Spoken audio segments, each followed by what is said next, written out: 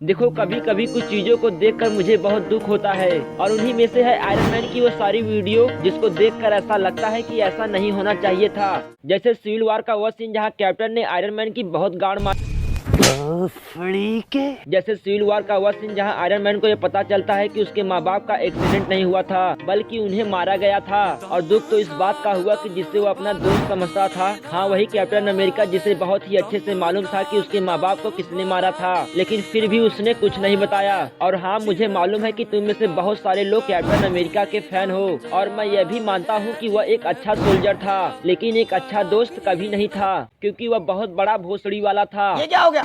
ये क्या सुन रहा हूँ मैं? और मुझे तो यह भी नहीं समझ में आ रहा है कि उसने आयरन मैन को छुआ कैसे। अगर वह मिल जाए तो मैं उसकी माँ। मैं गाली नहीं दे सकता। नहीं, गाली नहीं देना। फैमिली देखती है, वरना मैं ऐसे गाली दूं, ऐसे गाली दूं ना, जिंदगी भर याद रखें ये बड़े हुए। और अगर तुम्हें याद हो एज ऑफ अल्ट्रॉन का वह सीन जहाँ सभी लोग मिलकर आयरन मैन को ही ताना मारते हैं, क्योंकि कभी किसी ने आयरन मैन को समझा ही नहीं था। वो तो बस चाहता था कि उसके दोस्तों को कुछ ना हो, लेकिन फिर भी थॉर उसका गला पकड़ता है, क्योंकि उन सबको हमेशा से यही लगता था कि आयरन मैन कभी हीरो नहीं बन सकता।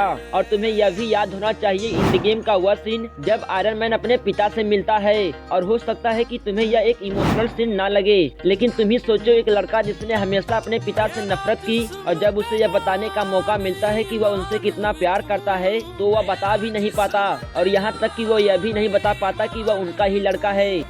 बस एक बात को हमेशा याद रखना, मेरी सबसे बड़ी रचना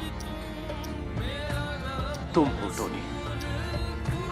और पूरे मार्वल का सबसे इमोशनल सीन है आयरन मैन का मरना। और सबसे दुख की बात यह है कि ये आयरन मैन के लिए नहीं था बल्कि हमारे लिए था, क्योंकि हमने अपने हीरो को धीरे धीरे मरते देखा।